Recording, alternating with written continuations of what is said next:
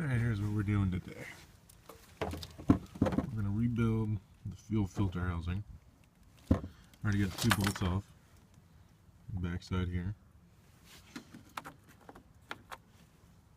Well, we're painting it out. Alright. Those are actually 12 millimeter. And then I had to disconnect the power wire and the ground wire for the heater bowl. Those come off easy. You need a Torx bit to get the screw out of the top for the ground wire.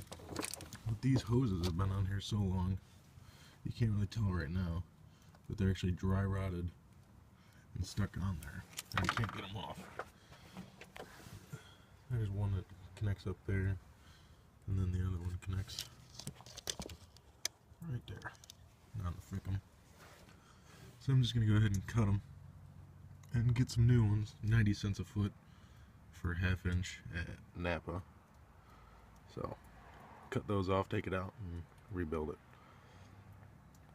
Alright, filter housing is out. Here's some of the balls. Let's get them light in here. You can't see too well. But even so, it's cracked pretty good. But, so you need a T20 Torx bit. Take these 3 holes out. You're going to want to take off the bleeder screw. Set that aside. Plunger comes right off.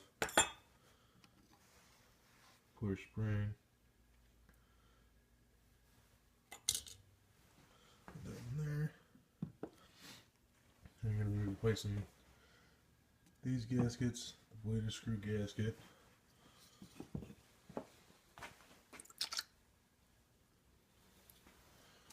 Then you're going to take off these screws here in the bottom. That's the actual fuel bowl heater.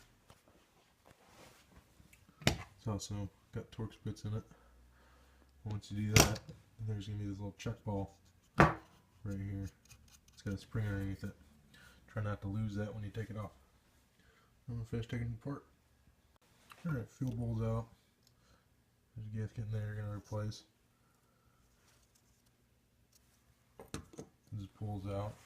You're going to pull this part of the plunger off and take those 2 gaskets off. And then you want to clean that before you put it back on.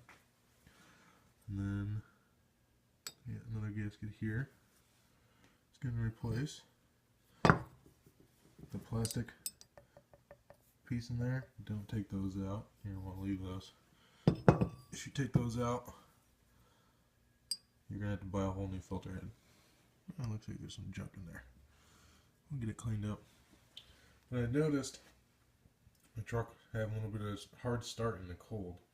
And sometimes it's a sign that air is getting in the fuel system, which on the Duramax it's commonly either your CP3, your fuel pressure regulator, the bleed off valve, which I've already replaced, and your fuel filter housing.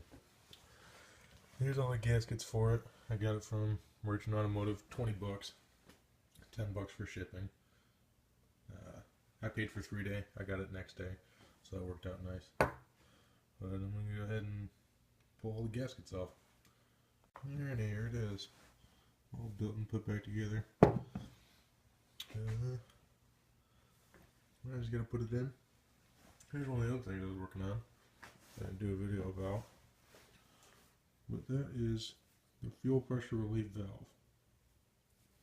They're supposed to go off at 23,000 psi and bleed off any extra fuel so it doesn't overpressure the system.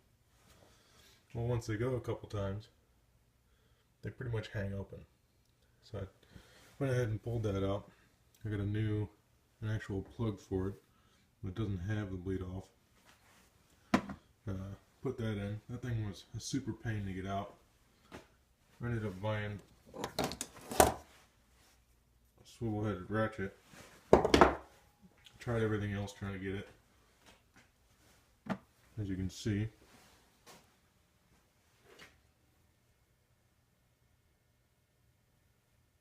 kept wanting to round off. It's supposed to be in there at 72 pounds. I got some other projects going on here. All in due time. We'll get it going. I had an engine block. 2 pistons exploded. Head cracked. And then hydro-locked 2 of the cylinders. So, that's fun. But anyway, we'll get this installed back in and see how it goes.